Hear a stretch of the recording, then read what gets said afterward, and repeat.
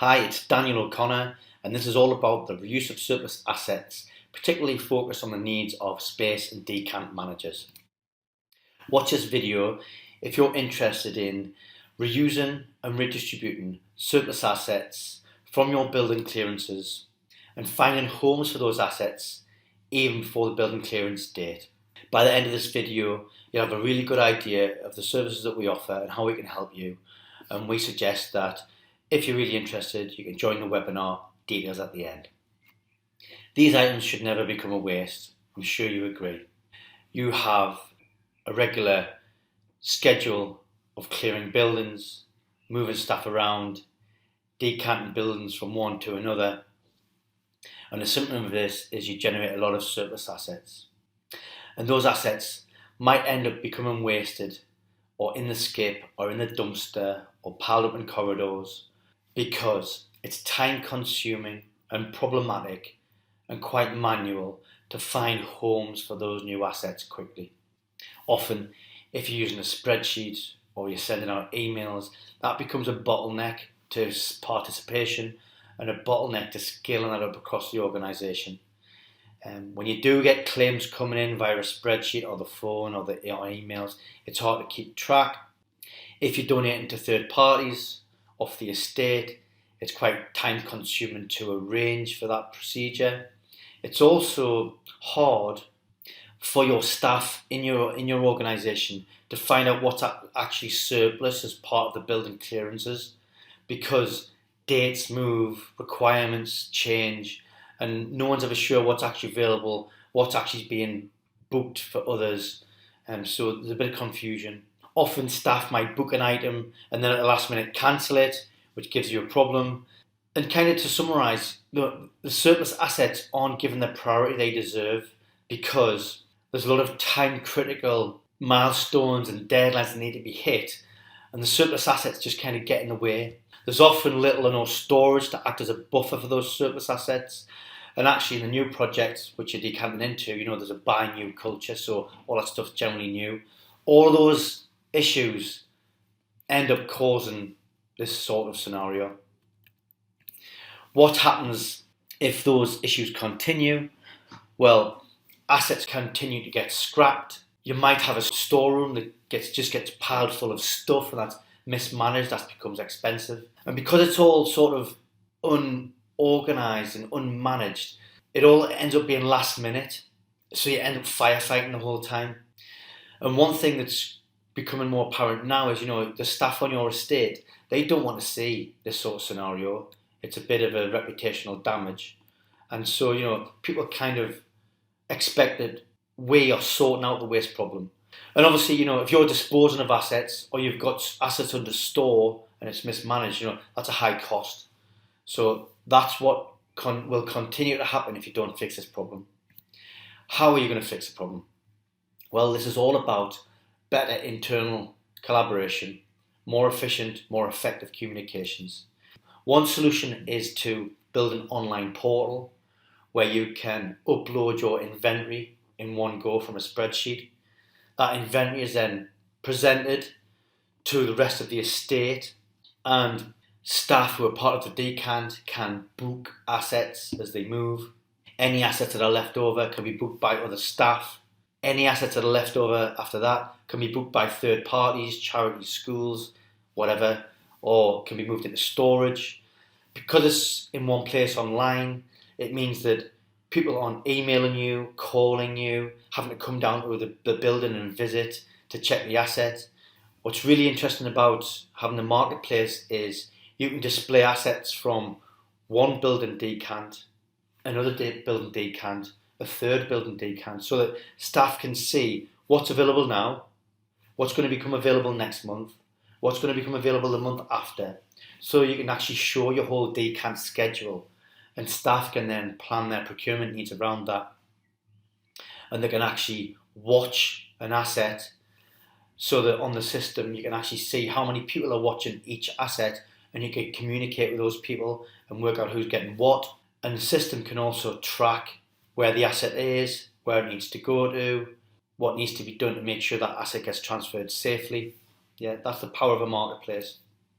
So Warpit is an online platform, it's an online marketplace which helps to automise the redistribution of assets around your estate within the organisation, between sites, and also between organisations. So you can donate to other parties in your sector, in the charity, in the schools. The system tracks all the transactions. It knows who put it on, who took it off. It also knows the value of the transaction. So what's the saving on procurement? What's the saving on carbon? What's the saving on waste? From the building clearance point of view, you can advertise assets in advance of a clearance date. Yeah. Staff across your estate and beyond and third parties can then search the marketplace. They can add assets to their watch lists. The building decant manager can control access, who gets to see what, who gets what assets can be traded. You can take certain assets out of commission, and you're tracking all of that.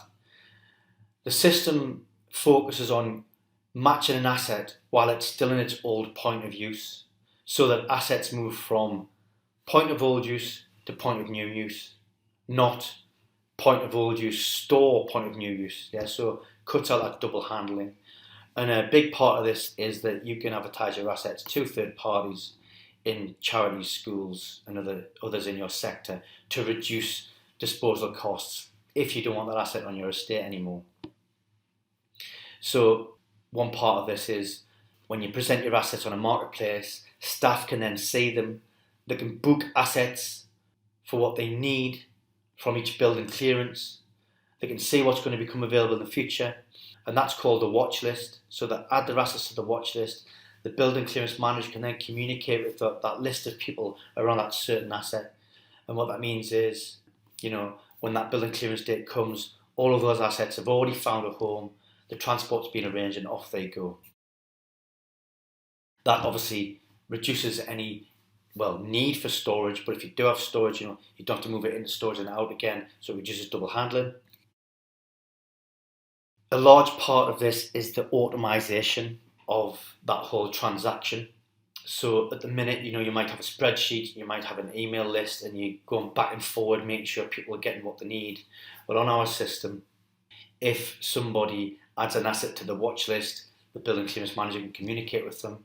If someone claims an asset, a message then goes to the building clearance manager, a message then goes to transport, so that actual movement of the asset from A to B happens without anybody having to do anything really apart from moving from A to B. There's no phone calls, there's automatic emails. There's a lot of control in there around safety, risks, electrical safety tests, decontamination, all that sort of thing.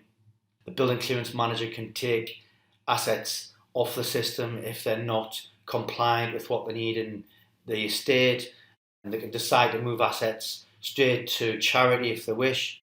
Lots of different levels of control.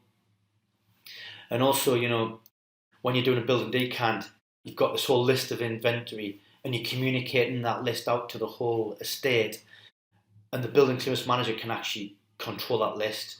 If someone claims an asset but the building clearance manager doesn't think they should be getting that particular type of asset, might be a big desk or a non-compliant item, the claims can be cancelled.